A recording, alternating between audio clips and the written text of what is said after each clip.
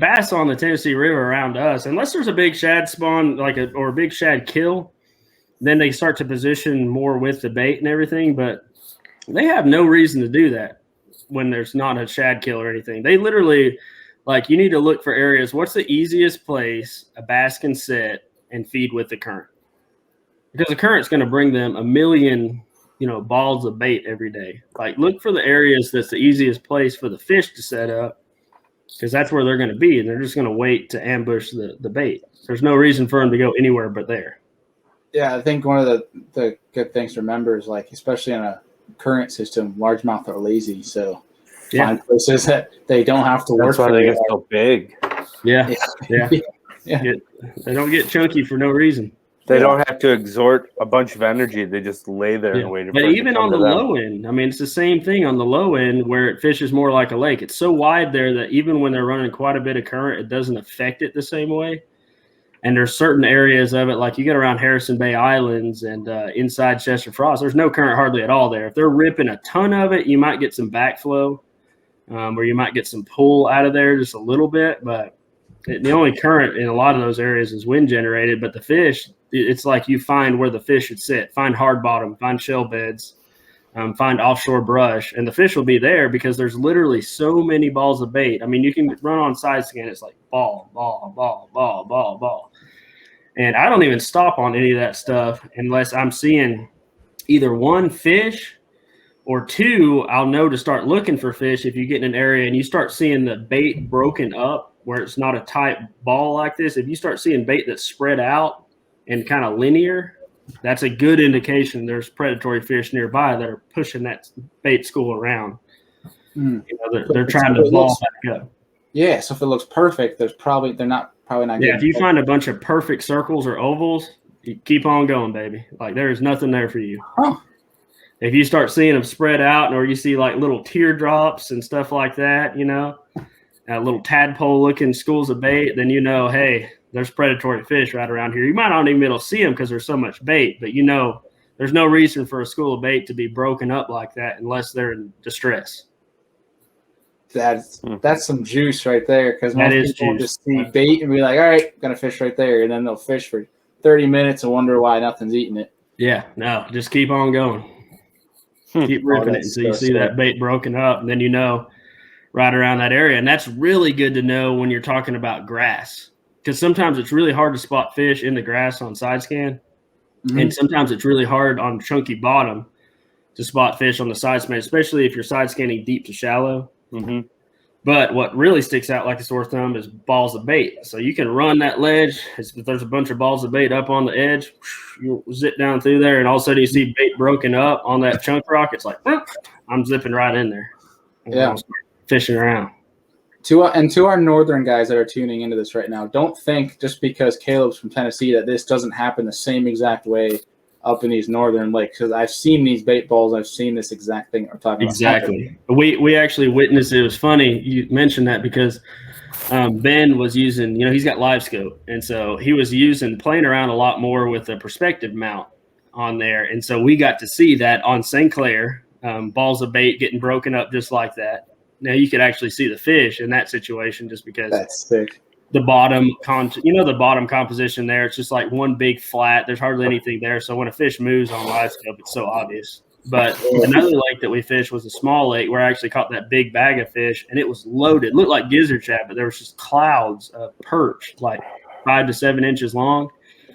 And you could watch those. There'd be perfect clouds of bait, and you're working through, and you get around those bigger marks like a walleye and bass, and you would see the bait getting broken up.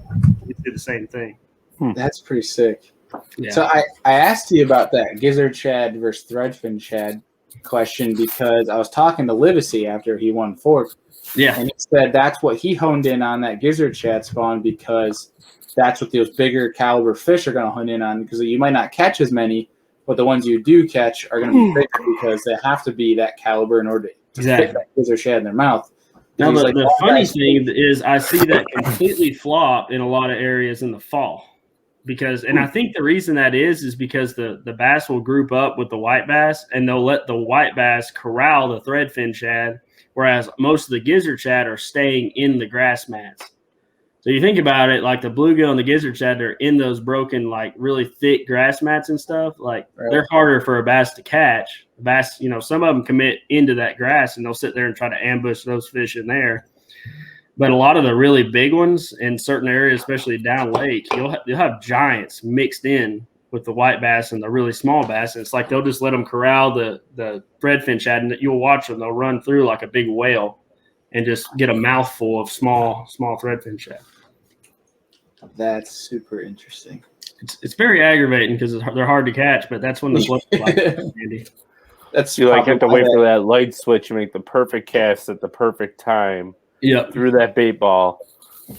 You see, okay, so here's a really good thing. I know we're talking post spawn, but when you're talking about fishing for fish that are eating threadfin, so bass that are staging up and chasing threadfin shad. Threadfins are nomadic; they sit higher in the water column. And so what the big fish do, the best way to catch those fish, because when they get up there in that ball of bait, it's like throwing into a ball of sardines. There's so many bait fish packed so tightly. And like I said, those big fish, they're not sighting in on anything. They're literally running through with their mouth open and trying to get a gulp of as many of those little shad as they can put in their mouth. So the key with that is you get in those areas on these flats. It's usually on flats, secondary cuts, and channels and stuff like that where this is happening. And you figure out where the fish sit when they're not schooling up on top of the water, when they're not pushing that bait. Where do they sit to look out there and go do that? Once you waypoint that, you turn around and you throw that floating fly. It looks like a dying shad. You throw it right on those fish on that waypoint. I don't even cast at them a lot of times when they're up schooling in the fall. I'll just wait for them to get done schooling, and I'll fire right to my waypoint over there. It's usually about 10, 15 yards away from where you're actually seeing the schooling activity. There'll be like a hard spot or just a depression, and that's where the fish will sit. And if you throw then, you can just wear them out. You can absolutely destroy them.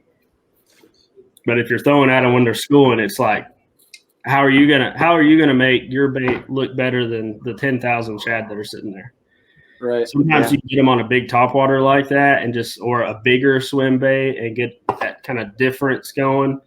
But by and large, I find that I catch so many 2-pounders doing that. It's ridiculous in white bass because you can't weed through them. But if you throw to those waypoints, it's like the big mamas. They're going to sit on the best spot right around there to make that ambush. And so you got to catch them when they're down and when they're not in a feeding mood. I was going to say, that lazy attitude, that's why they're so big. They wait for it to come to them. Bait right in front of their face and just leave it there. Mm-hmm. Yeah, some of the live footage, we were talking about lazy fish, but you see some of that live footage from Fork and watch some of those giants trying to eat gizzards. Yeah. While total badassery, that's like, it almost kind of goes like against the grain of what we're talking about, right? Of this laziness, where these big ones are just getting up and chasing those giant gizzards hard. What you're seeing there is you're seeing wolf pack activity. It's the same thing that you guys got to see when you guys were live bait fishing with me down here. It happens from the winter. Anytime fish are on gizzard shad, it's kind of like bluegill. Almost every time it's like 3 to 5 giants in a group together, about the same size. Yeah. And so it's a competition deal, and that's why you see that like really ferocious. You notice those strikes that he's getting on there. Big fish that eat topwater. If you're catching loners and stuff like that around the spawn, most 7 to 8 pound largemouth that I've caught on a topwater, they come up and they'll just sounds like a big bluegill hitting it. Like they're just lazy. They're going up there. Those fish right there, you could tell, they're coming up there and they're hitting it, like train wrecking it. And then you see how fast they're swimming away. They're swimming out to deep water. They're swimming out to the side. That tells you right away. And the fact that he would miss one and like 2 crates later, one would crush, like that tells you right there that those fish are in competition. That is really interesting. Let's see. We have a question here from Charles Blood. He says, this is not off topic at all, my friend. This is a good question. Do you guys have a certain search bait that you tie on when searching for schools of post-spawn bass? So I think this kind of can cover a couple of things, and this has a couple of answers to it, because like there's post-spawn bass on ledges, and then there's post-spawn bass, as you explained, Caleb, that are in the grass. Yeah. So I think obviously you're gonna have 2 different approaches when it comes to that. Yeah. But Caleb, take a stab at that first and tell us what you. Okay, so for us,